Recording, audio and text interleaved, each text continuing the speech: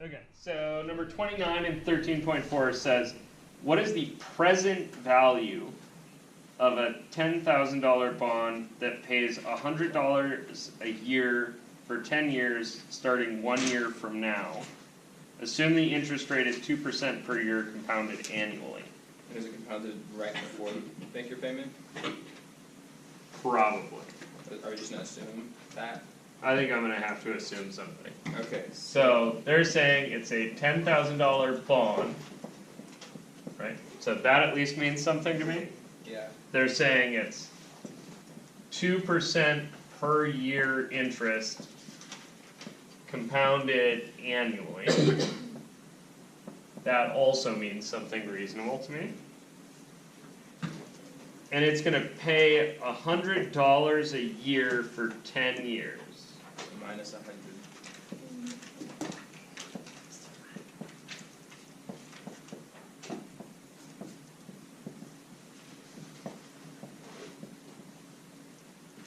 Starting a year from now.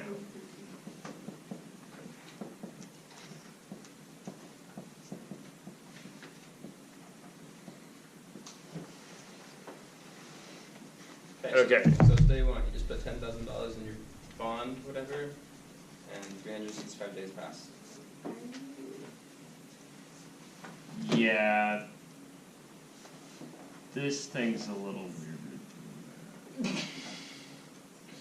So there's a $10,000 bond. It starts right now, right? Right? Yeah, I always get screwed up with bonds. I'm not gonna lie, bonds are one of these things that are really strange. So they're asking for the present value. So I'm gonna try to work this out a little bit. They're asking for the present value Okay.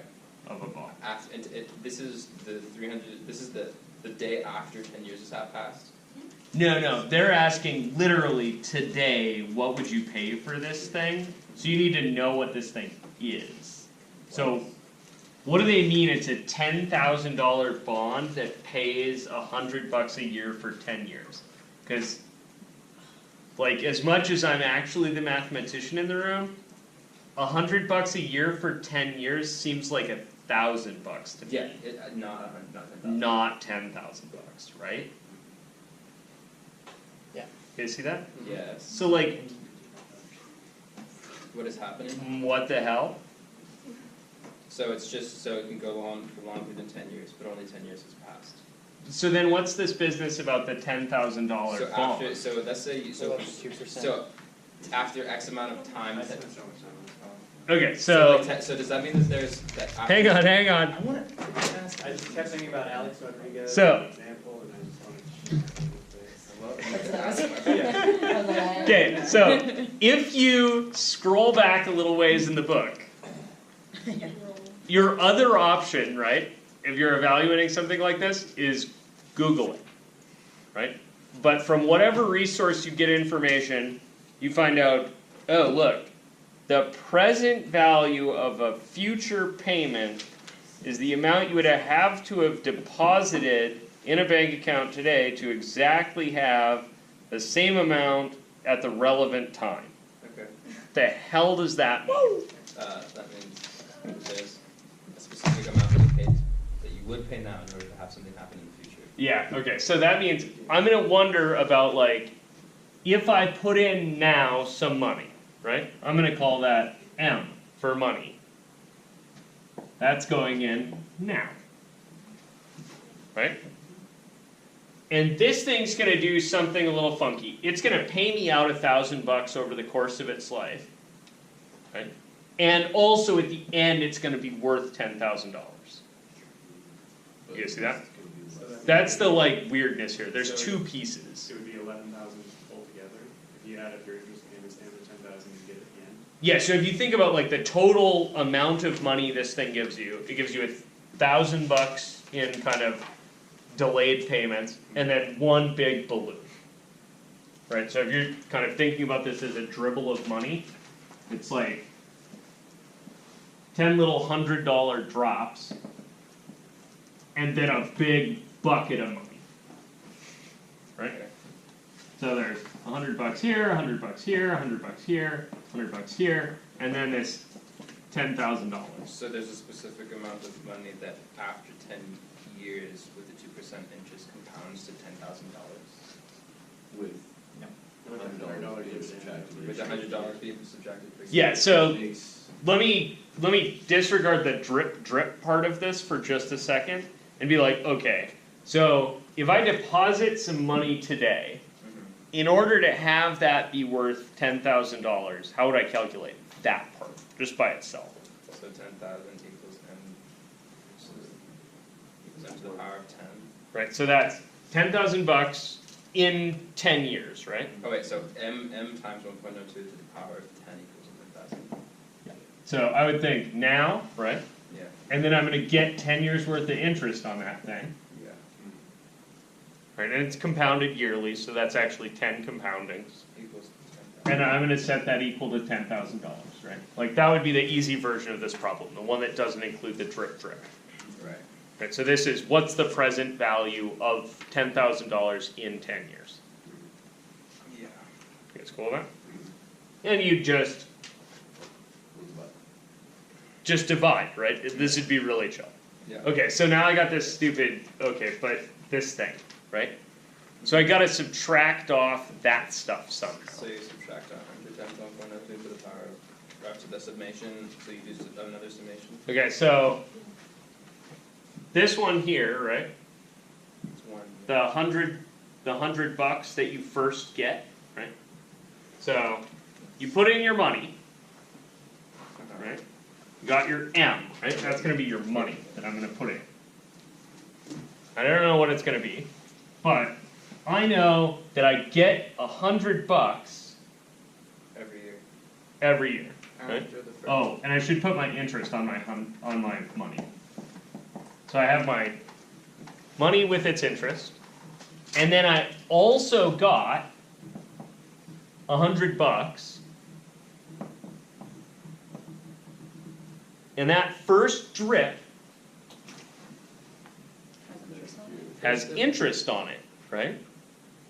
How many years is that first drip gonna collect interest? 9.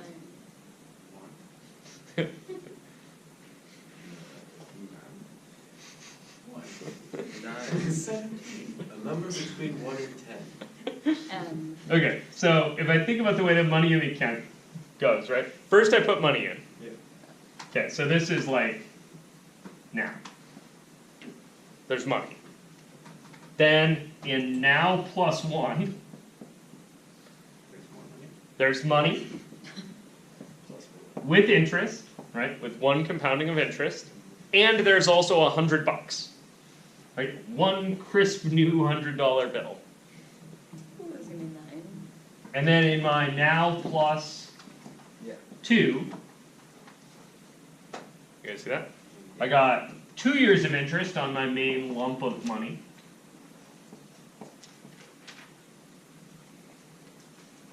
And then I got a year worth of interest on my $100, Plus another $100.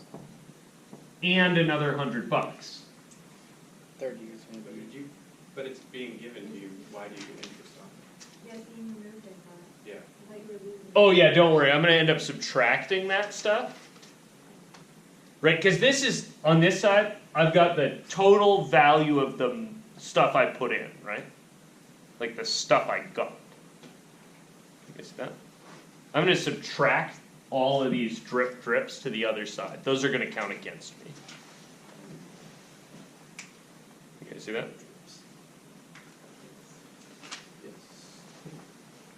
I thought That this not one- making sense? I thought this $100 is coming from the money that you started with originally.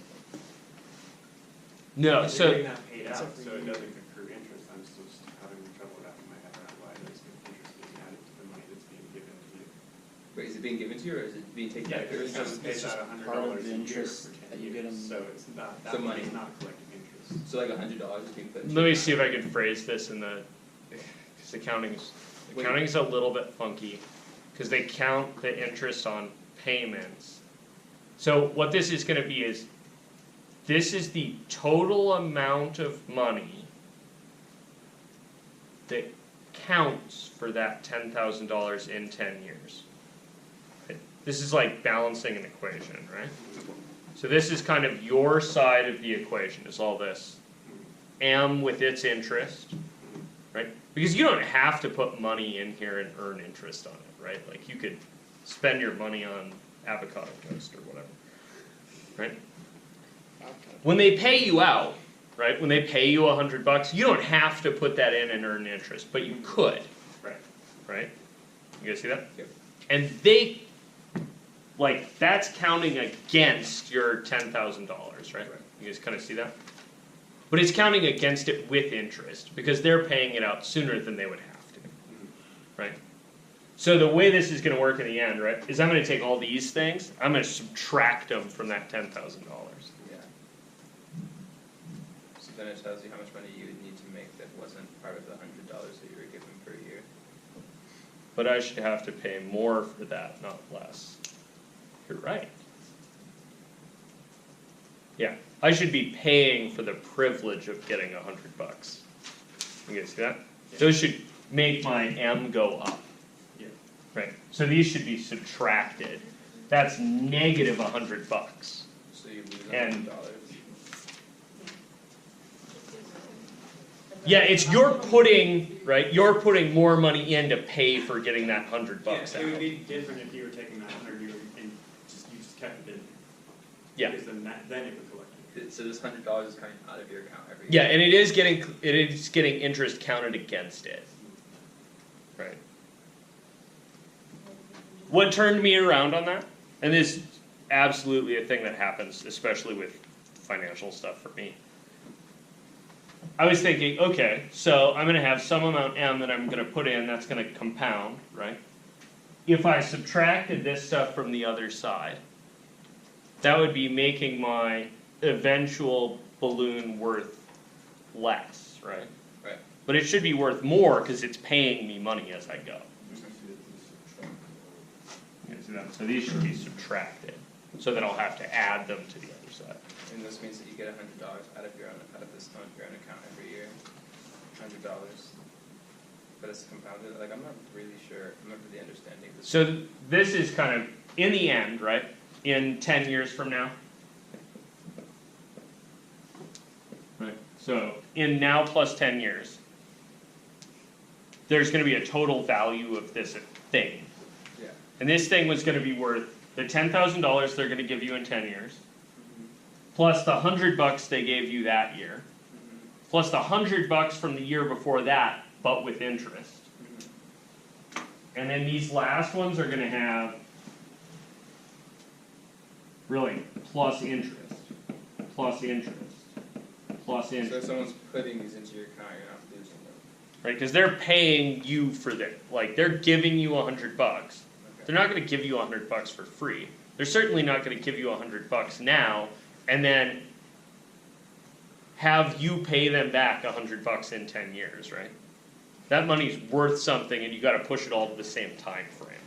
So you gotta put interest on everything to get it to the same time and space.